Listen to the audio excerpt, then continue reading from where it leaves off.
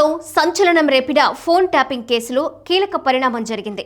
ఈ కేసులో ముఖ్య నిందితుడైన deputy superintendent of police DSP Duggyala Praneeth Kumar alias Praneeth రావును తెలంగాణ ప్రభుత్వం డిమోట్ చేసింది. డీఎస్పీ నుంచి సర్కిల్ ఇన్స్పెక్టర్ సిఐ హోదాకు దిగజార్చుతూ ప్రభుత్వ ఉత్తర్వులు జారీ చేసింది. ఇలా చేయడం ద్వారా ఈ కేసులో చర్యలు తీసుకునేందుకు తాము వెనకడుగు వేయట్లేదనే సంకేతాలు ప్రభుత్వం ఇచ్చింది. బీఆర్ఎస్ కాంగ్రెస్ మధ్య లోపాయికారి ఒప్పందం ఉందని, అందుకే ఈ కేసు ముందుకు సాగట్లేదని బీజేపీ చేస్తున్న ఆరోపణలకు కాంగ్రెస్ ప్రభుత్వం చెక్ పెడుతున్నట్లవుతోంది. 2007 బ్యాచ్కు చెందిన ప్రణీత్ రావు గత బీఆర్ఎస్ ప్రభుత్వ హయాంలో స్పెషల్ ఇంటెలిజెన్స్ బ్యూరో ఎస్ఐబిలో కీలక పాత్ర పోషించారు. అక్రమ ఫోన్ ట్యాపింగ్ కు పాల్పడినట్లు ఆరోపణలు ఎదుర్కొంటున్న ఆయనను 2024లో అరెస్ట్ చేశారు.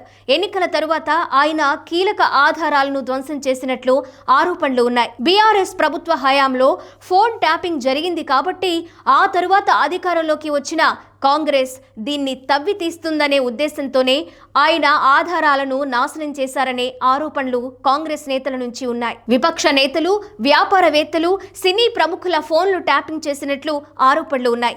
ప్రణీత్ రావుకి డీఎస్పీ ప్రమోషన్ అనేది యాక్సిలరీ, తాత్కాలిక లేదా ప్రత్యేక ప్రమోషన్ ద్వారా లభించింది.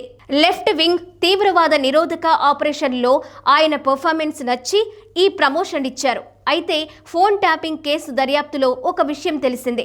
ఈ ప్రమోషన్ వెనుక కూడా అక్రమాలు ఉన్నాయని తేలడంతో దానిని రద్దు చేస్తూ ప్రభుత్వం నిర్ణయం తీసుకుంది. యాక్సిలరీ ప్రమోషన్ పొందిన డీఎస్పీని ఇలా డిమోట్ చేయడం తెలంగాణ చరిత్రలో ఇదే తొలిసారి.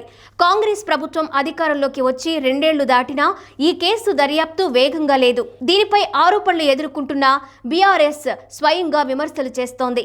ఇంకెంతకాలం దీన్ని సాగదీస్తారని ప్రశ్నిస్తోంది. ఈ పరిస్థితుల్లో ఇటీవల సిట్ దర్యాప్తు కొద్దిగా స్పీడ్ పెరిగింది.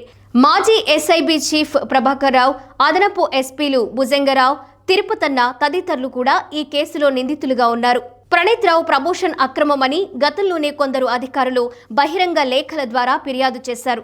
దర్యాప్తు బృందం సిట్ నివేదిక ఆధారంగానే ఈ డిమోషన్ జరిగింది. ఈ నిర్ణయంతో ఫోన్ ట్యాపింగ్ కేసులో ప్రభుత్వం కఠిన చర్యలు తీసుకుంటుందన్న సంకేతాలు స్పష్టమవుతున్నాయి. కేసు దర్యాప్తు కొనసాగుతోంది. మరిన్ని సంచలన విషయాలు వెలుగులోకి రావచ్చని అంచనా వేస్తున్నారు.